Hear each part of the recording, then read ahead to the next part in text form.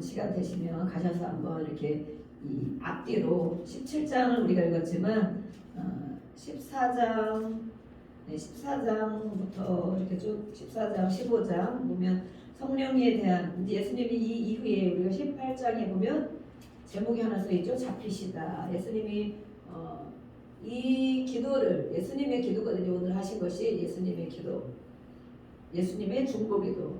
이게 PPT가 지금 뭐가 이거 조금 이상이 있는 것 같은데 예수님의 중보기도의 제목이 예수님의 중보기도.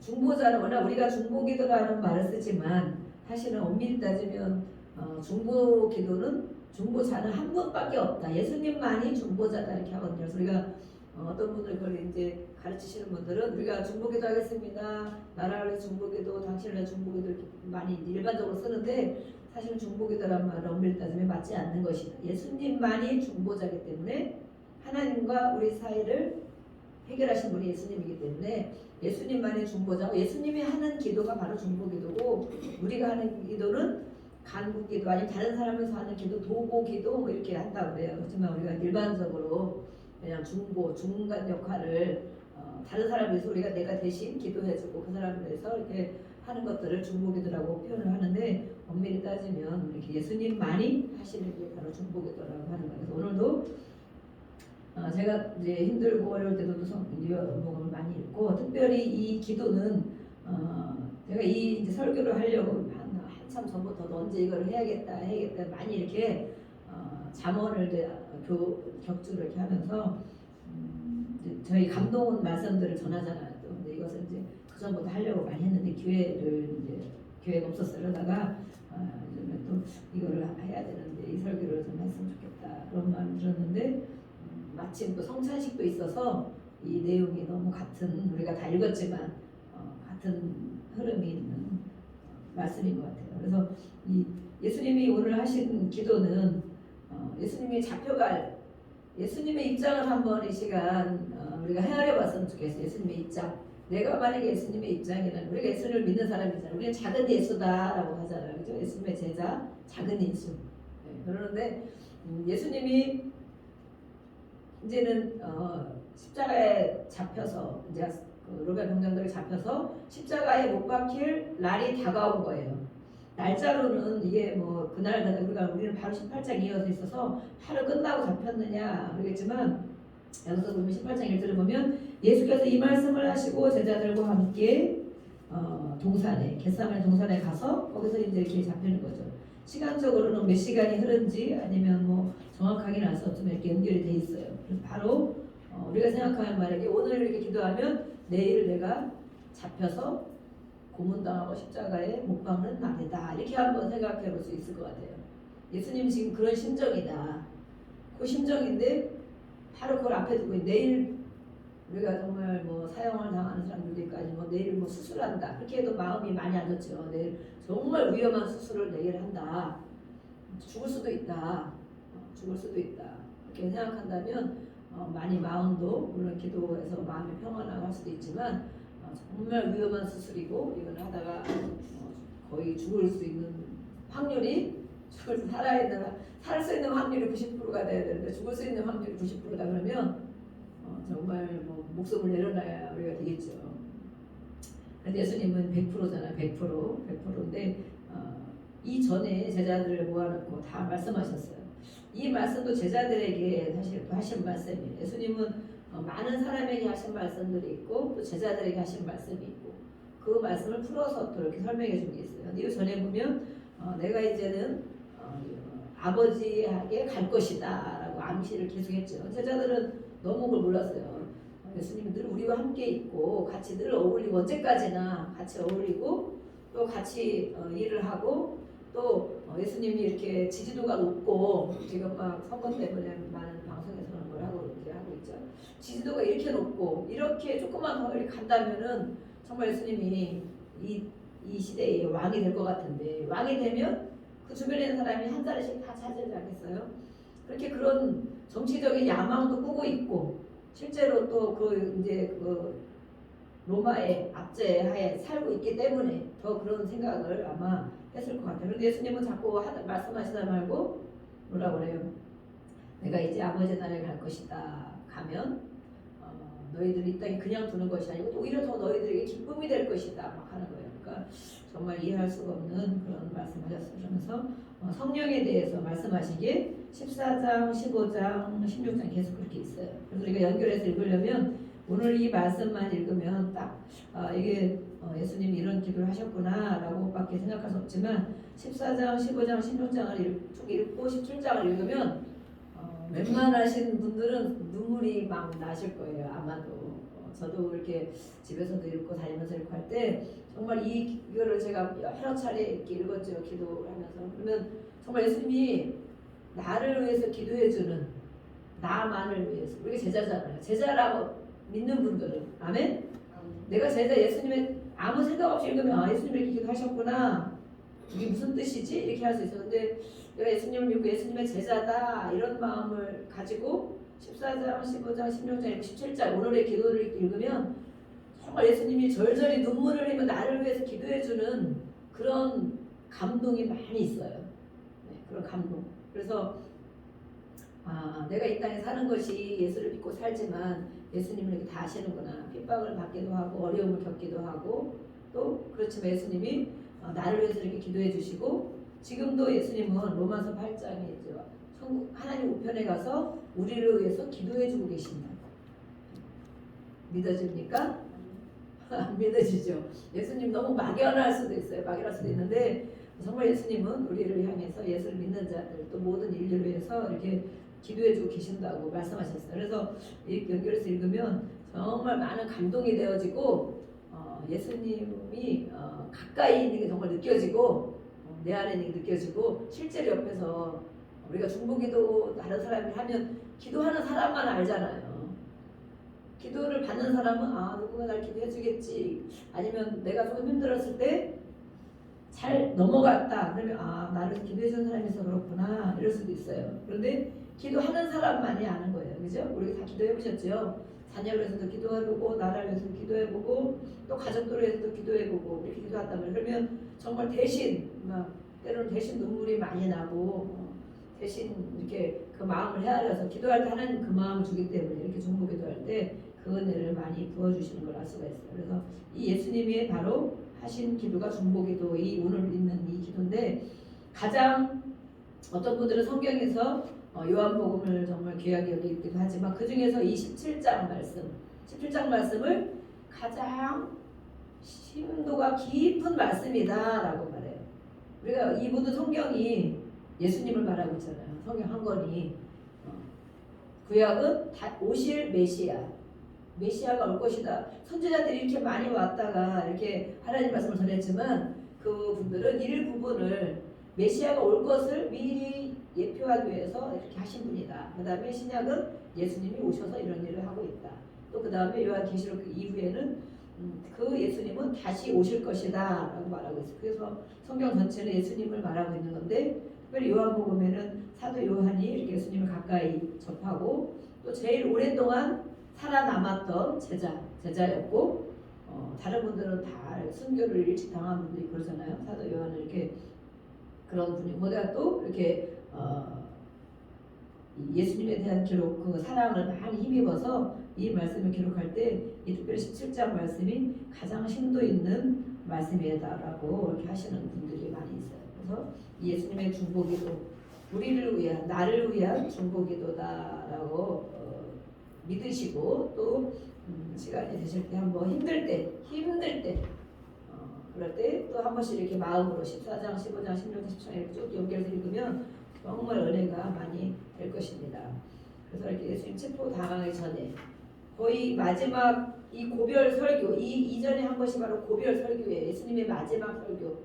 그 다음에 이 기도를 보면 또 유언과 같은 기도다라고 할 수 있습니다. 유언.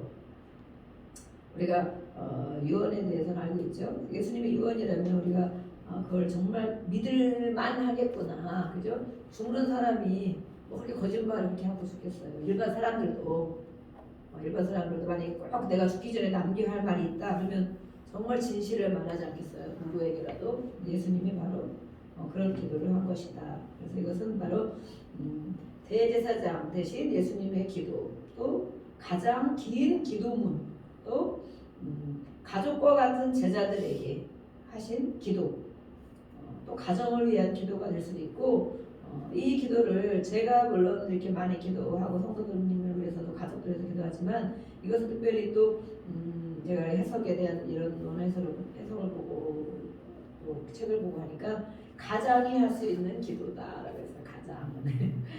가정에 가장 되시는 분들이 이 마음으로 기도를 한번 해보시라. 우리 자녀를 위해서, 가족을 위해서, 가정을 위해서 이렇게 한다는 거예요. 그래서 그렇게 기록이 돼 있어요. 제가 꾸며낸 얘기가 아니고 기록이 돼 있어요. 가장이 할 수 있는 기도다. 그렇게 하면, 그리고 대표 기도의 모범이 될 수도 있다. 우리가 대표 기도 어떻게 하느냐? 지금은 우리가 이제 뭐 인원이 많지 않고 그냥 같이 기도하고, 이것도 의미도 있고 그래서 같이 기도하고, 대표 기도 하시라면 막 부담이 가고 이런 분들도 많이 있잖아요. 그래서 우선은 이렇게 같이 기도하고 있는데, 이것은 또한 대표 기도의 모범이 될 수 있다라고 말하고 있어요. 그래서 우리는 정말 예수님의 유언을 보게 되는데, 1절부터 우리가, 그래서 1절부터 5절까지는 예수님 자신을 위한 기도를 하고 있습니다. 우리는 대부분 기도하다 보면 어떻게 기도를 해요? 기도하다 보면 만약에 많이 힘들고 속상해서 왔으면 그것부터 많이 하나님께 풀어내야 되겠죠. 근데 그런 마음 없이 그냥 고정관념, 기도에 대한 고정관념을 가지고 계시면, 저도 예전에 그렇게 기도했던 것 같아요. 제목 기도를 많이 하잖아요. 이렇게 와서 기도하려면 무슨 기도하냐면 크게 나라를 위해서 먼저 기도하고, 또 교회를 위해서도 기도하고, 이렇게 큰 거부터 하면서 점점 이렇게 작게 내려오는 기도를 많이 했거든요. 나라를 위해서, 또 교회를 위해서, 또 무슨 회사를 위해서, 가족들을 위해서 다 한 다음에 기도 시간이 남거나 그런 게 있으면 내 기도를 하게 되고, 어떤 때는 자신을 위한 기도를 하지 않을 때도 있고 그럴 때도 있어요.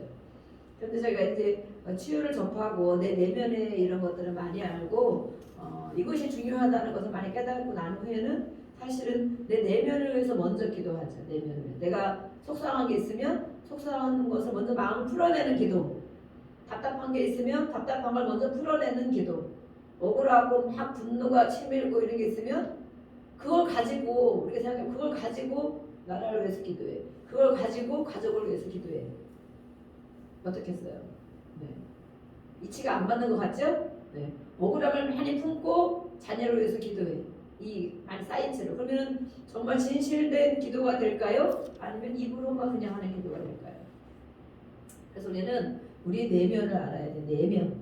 나의 생각, 내 마음, 감정 가운데 어떤 것이 있는지. 그런데 오늘 예수님이 하신 거 보니까 1절부터 5절까지 보니까 예수님이 그렇게 하셨어요.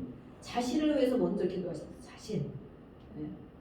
자신을 위해서 기도하신 내용들이 이렇게 있어요.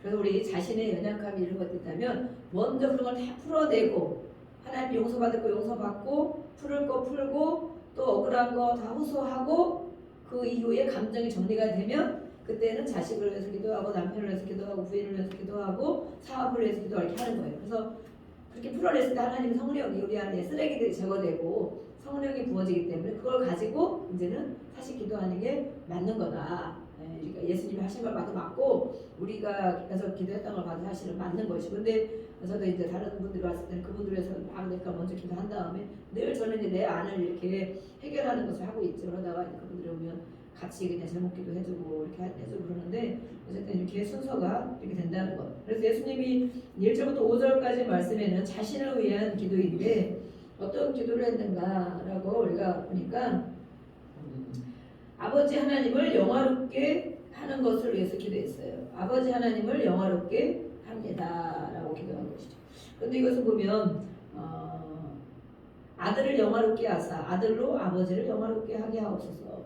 이걸 예수님 자신이 영광을 받고 영화롭게 된다는 것이 아니고 하나님의 아들이기 때문에, 하나님의 일을 이루기 때문에 그걸 통해서 아들을 통해서 영광을 받아 주시옵소서라고 이렇게 하신 거예요.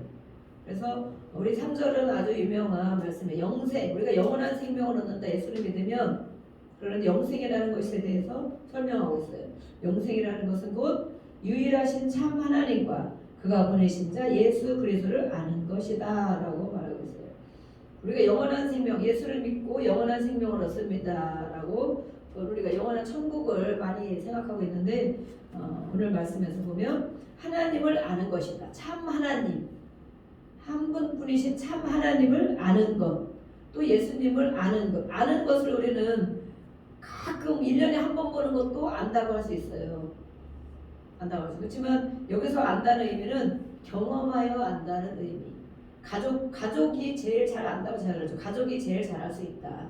또 아이들이 모르는 것들을 부부의 관계 속에서는 제일 많이 알 수 있다. 그렇죠? 아이들은 가족 중에 가족이 있기 때문에 우리 엄마를 알고 아빠를 알고 어느 정도 이렇게 알지만 또 부모가 살아온 경험을 모르고 부부 관계, 엄마 아빠의 관계를 몰라요. 그래서 아이들이 너무 의아해하는 부분이 있다는 거예요. 의아해하는 우리 가족을 보면 아이들이 엄마 아빠를 보면 아주 이해할 수 없는 부분이 있대요. 그것은 자기들이 또 결혼을 하고 부부가 되어보고 자녀를 낳아봐야 아는 거예요. 그게 바로 경험이 됐기 때문에 아는 거야.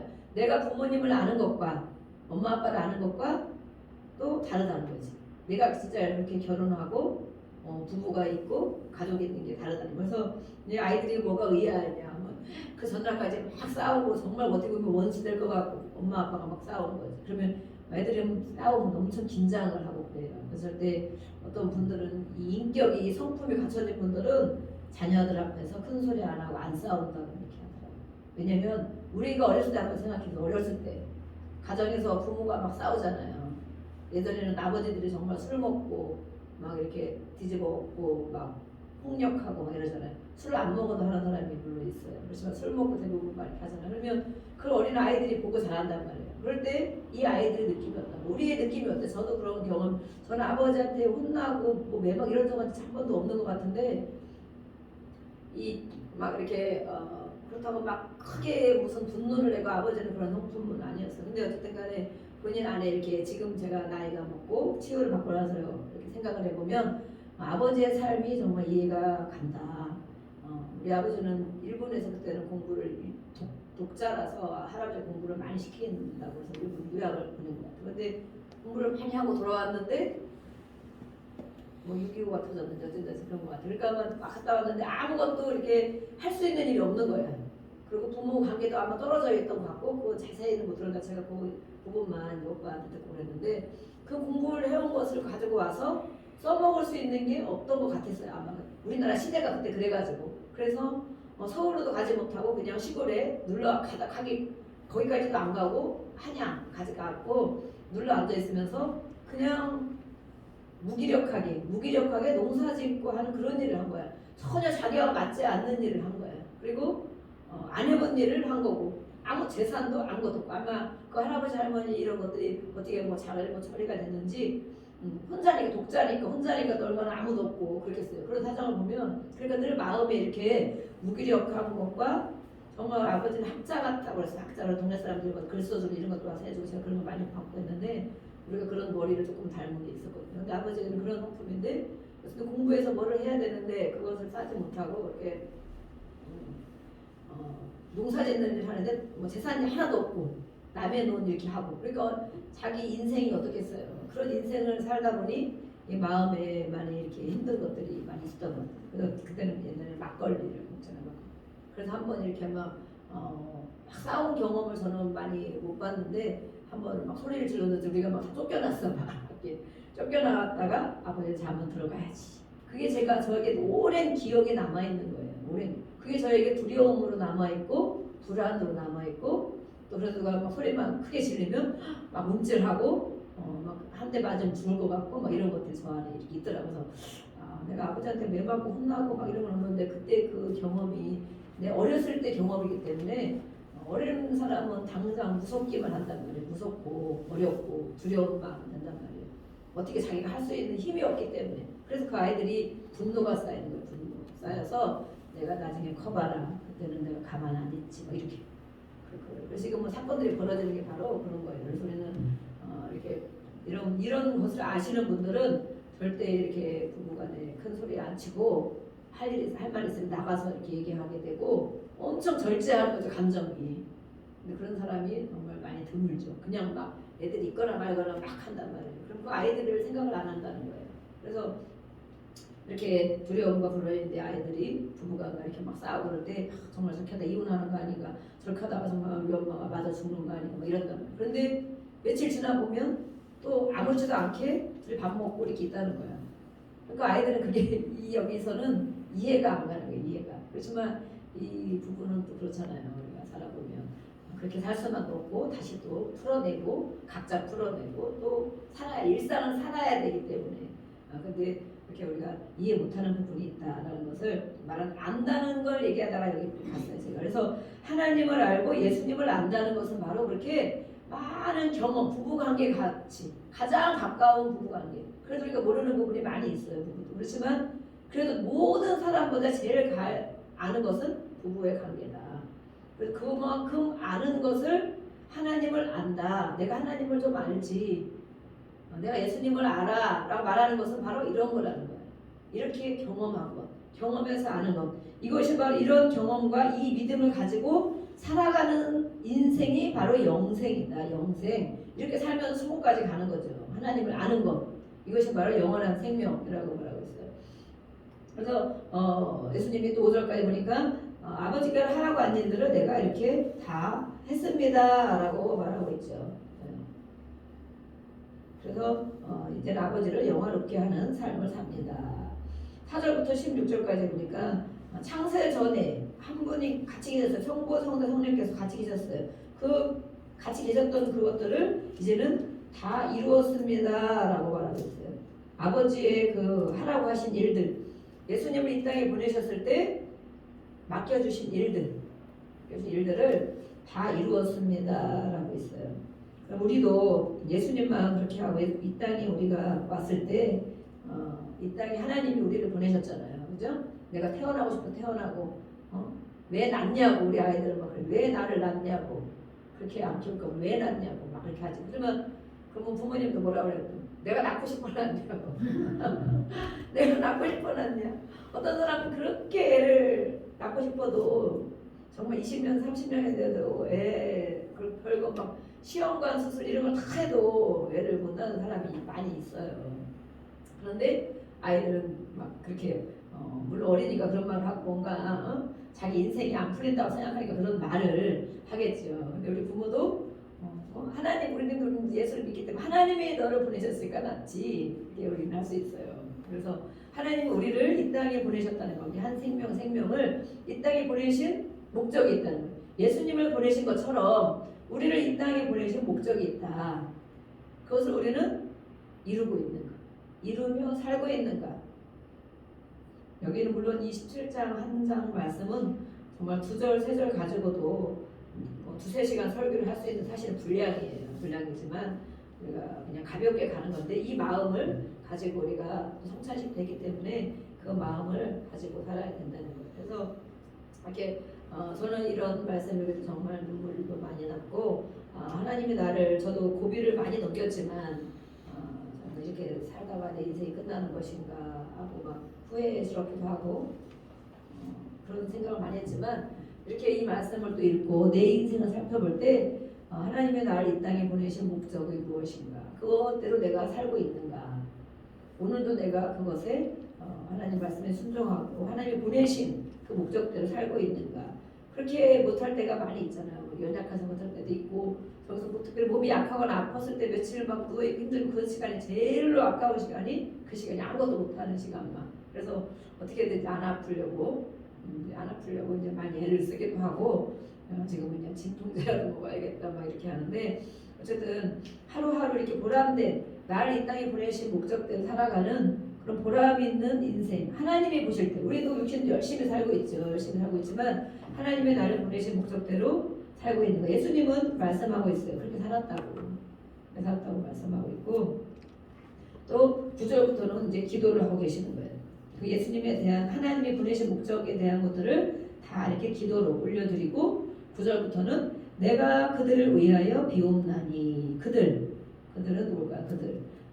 내가 비옵는 것은 세상을 위한 것이 아니다. 세상의 모든 사람들을 위한 것이 아니다.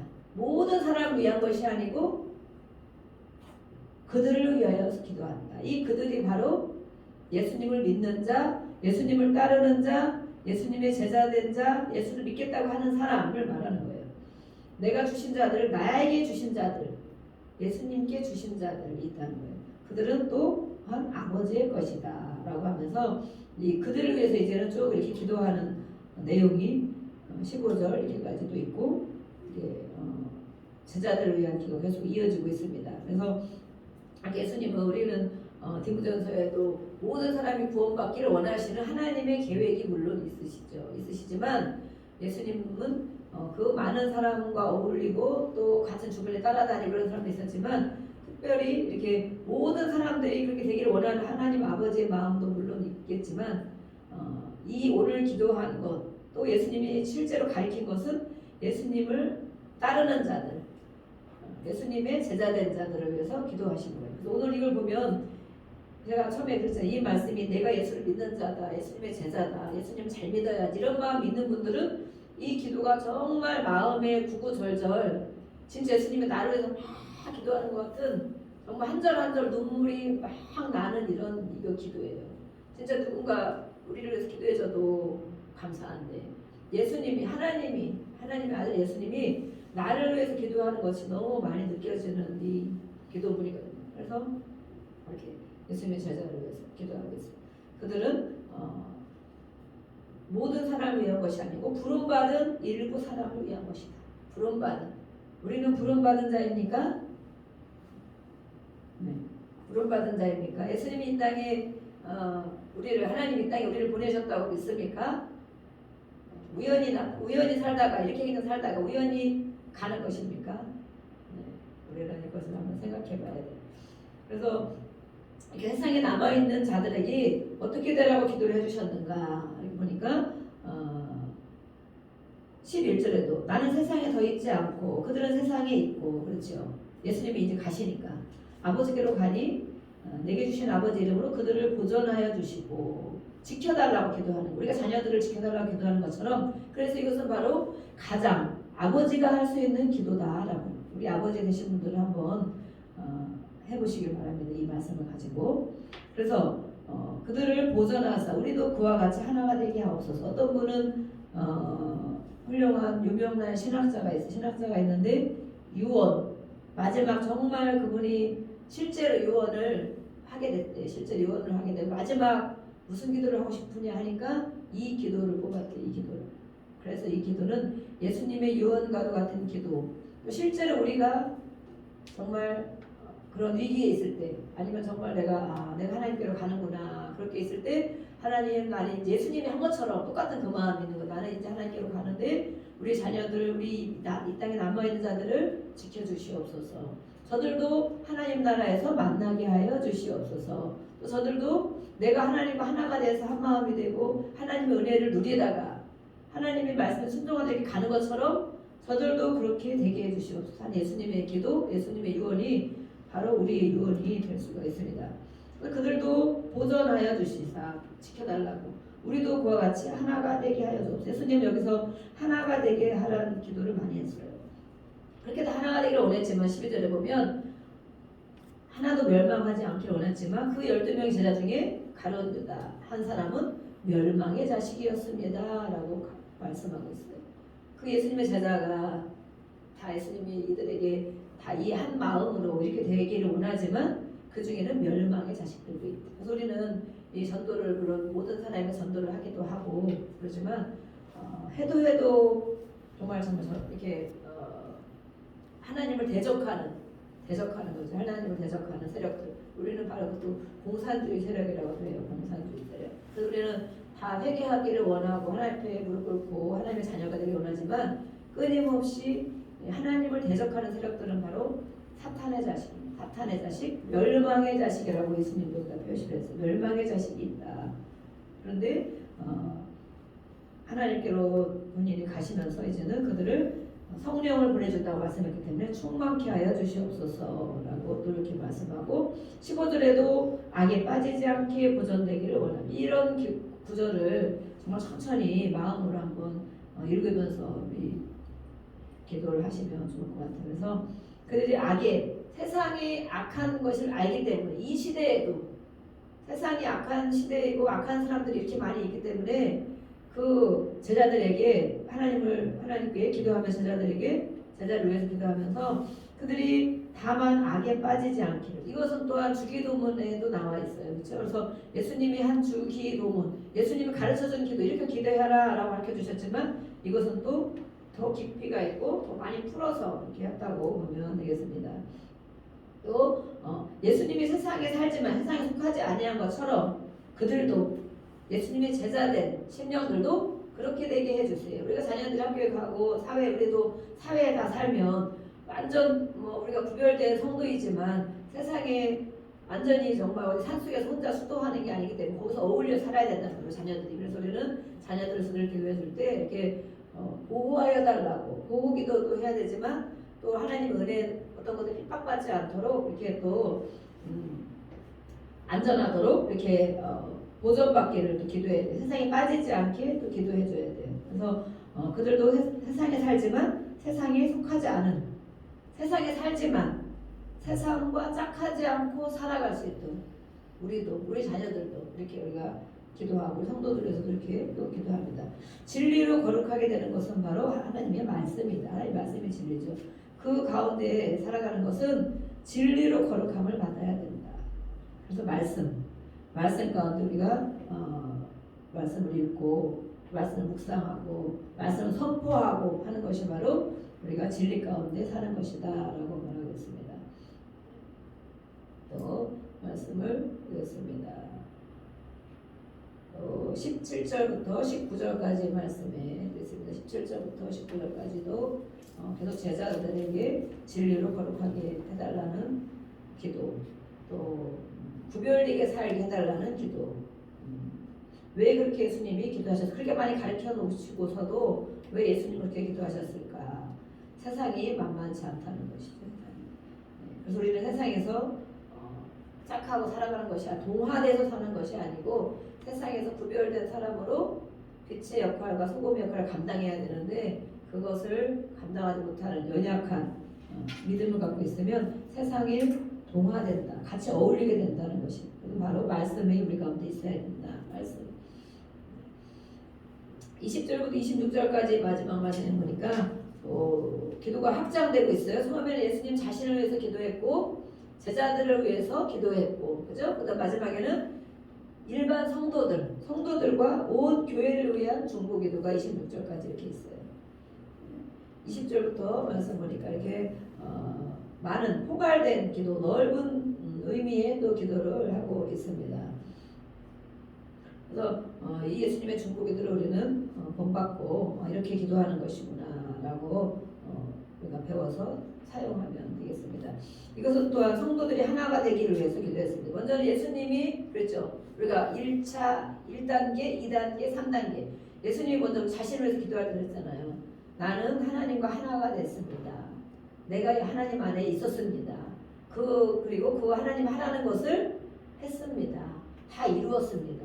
십자가 질 거를 미리 얘기하시는 거죠. 그것을 다 하겠다고. 임무를 완수하겠다고. 본인이 그렇게 하겠습니다. 다 이루겠습니다. 목적대로. 그 다음에 제자들을 위해서 기도하시면서도 제자들도 이들도 그렇게 되게 해주세요. 이들도 내가 아버지와 하나인 것처럼 이들도 아버지와 하나가 되게 해주시고 이들이 세상에 살지만 세상에서 악에 빠지지 않고 보존되게 해주시고 이들도 하나님의 말씀인 진리로 거룩한 삶을 이 땅에 살아가게 해주세요. 이렇게 기도하잖아요. 그 다음에 또 이 온 교회와 성도들을 위해서 또 기도하는 거예요. 또 하나가 되게 해주세요. 또 기도하잖아요. 또 예수님을 믿게 아버지께서 나를 보내신 것을 저들이 믿게 해주세요. 라고 또 기도하고 있습니다. 네. 그래서 이렇게 확장되는 기도, 확장되는 중보 기도를 우리가 볼 수 있는데 이 모든 성도들이 하나가 되고 예수님으로 인하여서 하나가 되어지고 이 모든 성도들이 천국 영광에도 참여하게 하나님이 인도해 주세요. 이렇게 기도하는 거죠. 그리고 또 장래의 제자들 앞으로 이 이후에 예수님이 실제로 못 박히신 그 이후에도 이 제자들 12명의 제자들을 통해서 세계의 복음이 전거됐을 때 그때 예수를 믿는 그때 하나님께로 돌아오는 그 백성들을 향하여서도 미리 다 기도하시는 거예요. 그래서 예수님은 바로 이렇게 완전하신 분인 거예요. 이전에도 계셨고 지금도 계시고 장차 오실 이고 그래서 이분이 성령으로 우리 가운데 또 계시는 것이죠. 그래서 이 사람들도 그 우리의 기도가 또 이렇게 돼야 돼. 우리도 가족들을 위해서 기도하지만 가까운 이웃을 위해서 기도하지만 우리 주변에 있는 사람들을 향하여서 이들도 저희처럼 예수를 믿고 예배드리고 하나님 천국에 갈 수 있도록 하나님 저들을 인도해 주세요. 우리가 기도하는 늘 기도하는 것입니다. 그래서 우리가 예수님이 한 기도를 모범으로 우리가 잘 배워 익혀서 이런 기도를 해야 되겠어요. 왜냐하면 아까도 말했지만 우리는 세상에 임무를 받고 파송된 사람이에요. 하나님 이 땅에 우리를 왜 보내셨는가? 나를 왜 보내셨? 그냥 이렇게 살다가 그냥 밥 세 끼 먹고 대충 일을 하고 이렇게 하다가 그냥 얼마까지 살지 모르지만 그냥 그 인생이 끝맺으라고 사는 것인가? 그래서 우리는 모두에게 하나님이 주신 사명이 있다는 사명. 실제로 그걸 전문적으로 해서 가르치고 교장 와서 가르치고 하는 그런 사명도 있지만 우리는 각자 한 사람 한 사람이 다 하나님이 목적 없이 이 땅에 온 사람이 없다는 거예요. 목적이 없이 그냥 우연히 살다가 잘 먹고 잘 살다가 그냥 병 들면 가는 거고 사고 나면 가는 거고 이렇게 가는 인생이 아니라는 거예요. 예수님이 하신 말씀을 보면 장래에 있을 제자들을 위해서도 다 기도했잖아요. 장래 예수님을 아는 자들은 예수님을 믿는 자들은 그 가운데 같이 있다는 거예요. 그들을 위해서 미리 기도해 주셨어요. 미리 우리를 위해서. 우리가 예수를 믿지 않을 때 미리 그걸 위해서 기도해 주신 거예요. 그래서 우리는 이렇게 세상에 나를 파송하는 것이구나. 내가 어느 자리에 갔을 때, 학교에 갔을 때, 또 직장에 갔을 때, 누구를 만날 때 나를 하나님이 파송한 것이구나. 그 가운데 가서 동화되라고 한 것이 아니고 하나님 예수님을 저는 세상에서 보존되기를 원하고 악에 빠지지 않게 하시고 세상 가운데 빠져서 동화되는 것이 아니고 그들을 내가 하나님을 섬기는 것을 그들에게 나타내야 되는 거예요. 나타내고 그들도 같이 하나님 앞에 예배드리고 하나님의 자녀가 되어서 천국 백성이 되도록 이것이 바로 우리 모두에게 파송받은 임무이다. 임무입니다. 임무. 예수를 믿는 자라면 누구나 그 임무를 우리에게 주신 것입니다. 그래서 어떤 분들은 정말 선교사가 돼도 실제 목사님들이 가기도 하지만 그 전문인 선교사를 가면 되잖아요. 자기 직업을 가지고 얼마든지 가서 직업 가지고 갔을 때 더 많이 유익하게 할 수 있고 핍박받지 않고도 할 수 있고 의사가 돼서 가고 또 변호사가 돼서 가고 상담사가 되어서 가고 이렇게 많이 간단 말이에요. 그래서 우리 모두에게 주신 임무인 것을 우리는 잊으면 안 되겠다. 그리고 그들도 우리가 앞으로 전도하는 그들도 하나님과 하나가 되도록 이렇게 예수님이 기도한 것처럼 우리도 기도해야 되겠다고 믿습니다. 그래서 오늘 우리가 성찬을 했지만 하나 되게 하는 것이 무엇인가? 이 예수님이 하나 되는 것을 말한 것을 보면 하나님 아버지 안에 있었다라고 말하고 있어요. 아버지 안에 있는 것이 바로 하나님과 하나가 되는 것이다. 또 그 아들 예수님, 그 아들 예수님과 우리가 예수님을 영접했기 때문에 그 아들 예수님과 연합하는 것이 바로 하나가 되는 것이다. 그래서 아까 성찬하면서 말씀을 드렸어요. 우리 먼저는 정말 부부가 하나가 되어야 되겠습니다. 부부가 하나가 되는 것은 한 사람 한 사람이 하나님 안에 있는 것. 그렇죠? 오늘 말씀 입증은 그거 그대로 이루어지겠죠? 하나님 안에 있고 예수를 믿는 그 믿음 가운데 그 임무를 수행하는 것. 그 임무를 수행하는 사람이 남편이 되고 부인이 되면 당연히 하나가 되는 거예요. 성령으로 하나가 되는 거예요. 그런데 하나가 되지 못하는 것은 누군가가 하나님 안에 있지 않고 그 임무를 수행하지 않고 있는 거예요. 그죠? 누굴까요? 나입니다. 나입니다. 나. 그래서 우리가 이 가족이 이렇게 교회를 다 같이 다녀도 다 분리된 가족들도 있고 정말 그렇지만 믿지 않는 가족이들 보면 되게 막 또 화기애애한 것 같은 가정들도 있어요. 그들은 하나님 없이, 그죠? 하나님과 상관없이 하나님 안에도 있지 않고 하나님이 주신 임무를 수행하지도 않고 세상에 같이 완전히 동화되어 있기 때문에 하나가 되는 거야. 또 우리는 그거를 부러워할 때가 많지. 야, 저 가정은 정말 예수를 안 믿는데도 어떻게 저렇게 잘 살고 어떻게 저렇게 잘 살고 돈도 많고 예수를 안 믿는데 저렇게 가족들이 화목하고 정말 부럽다 할 수 있어요. 그렇지만 그렇게 마음을 먹으면 안 되겠습니다. 왜냐하면 그들은 하나님 안에 없고 예수님이 없고 임무에 파송받아서 행하지 않고 세상 것으로만 같이 다 뭉쳐있는 거야. 그러니까 하나가 되지. 그렇지만 우리가 가정 가운데 조금씩 불편함이 있고 분리도 있고 분쟁도 있고 막 그래요. 그런 것들을 보면 우리는 예수를 믿고 영접을 했다면 한 사람 한 사람이 하나님과 연합이 돼야 되고 예수님과 연합이 돼야 돼요. 그리고 그 마음과 그 중심이 이렇게 예수님이 말씀하신 것처럼 오늘 우리가 기도의 문을 읽은 것처럼 한 사람 한 사람이 이 땅에 온 목적을 알고 살아가는 것. 내가 이 땅에 온 목적이 무엇인가. 제가 생일 때가 어떤 분 생일 때 제가 꼭 그 말씀을 이렇게 전해줘요. 이 땅에 하나님이 보내셔서 건강하고 이렇게 또 잘 살고 축복된 삶을 살기를 원합니다. 이렇게 보내주는데 우리 하나님께 이 땅에 우리를 하나님이 보내셨다. 지금까지 살게 하셨다. 앞으로도 어디까지 살게 하시겠지만 이것을 알고 가는 한 사람 한 사람이기 때문에 당연히 연합되는 거예요. 말씀은 진리 가운데 거하고 말씀 가운데 거하는 사람, 진리 가운데 거하는 사람은 그렇게 남편이 그렇게 거하고 부인이 이렇게 거한다면 당연히 하나가 되는 거예요. 자녀들이 또 그 모습을 보고 자녀들이 또 하나님 안에 거하고 말씀 안에 거한다면 당연히 그 가족은 하나가 되는 거예요. 당연히. 그런데 그렇게 가지 못하는 것들이 있다. 그렇게 가지 못하는 것들이 바로 나의 어떤 부분인가, 우리 가족의 어떤 부분인가. 우리가 자꾸 세상 것을 취하고 세상 것을 잡고 있고 세상의 방향을 맞춰 가고 있으면 그 사람과 연합이 자꾸 안 돼요. 안 돼서 교회를 다니지만 어려운 부분들이 많이 있어요. 그래서 그것들을 성령께서 본인이 알 수도 있고 모를 수도 있습니다. 그래서 성령께서 대답해 해주시고 우리가 예수님이 이렇게 오늘 정말 유언하신 것처럼 지금 이 자리에 저와 여러분이 함께 듣고 있고 또 우리 또 방송을 또 나중에 보시는 분들도 있을 텐데 예수님이 유언이 바로 이렇게 하나 되기를 정말 원하셨구나. 가정이 하나 되기를 원하시고 제자들이 하나 되기를 원하셨고 온 성도들이 하나가 되기를 원하셨고 교회가 하나 되기를 원하셨고 그것은 바로 진리를 아는 말씀 가운데 하나가 되기를 원하셨고 파송받은 임무를 수행하는 것이 바로 하나가 되는 것이다 라고 말하고 있습니다. 예수님의 간절한 기도, 간절하기지만 아버지 앞에 또 아들로 당당한 기도이기도 해요. 당당히 나아가서 기도하는 그것이 바로 우리의 기도가 되어야 되겠습니다. 아멘.